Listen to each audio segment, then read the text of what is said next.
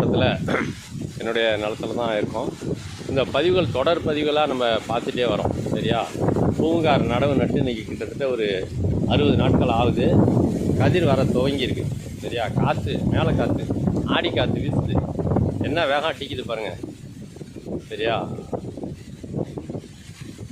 கதிர் வந்துட்டுருக்கு. ஆனால் சரியா, இவ்வளோ உயரம் 60 நாள், கிட்டத்தட்ட 60 நாள் 70 நாள். இது எவ்வளோ வேகமான வளர்ச்சி பாருங்கள். இன்னும் ஒரு 30 நாள் 35 நாளில் அறுவடைக்கே வந்துடும். பூங்காறு எந்த விதமான இடுபொருளும் இல்லாமல் தமிழர் வேளாண்மை முறையில் விளைஞ்சது.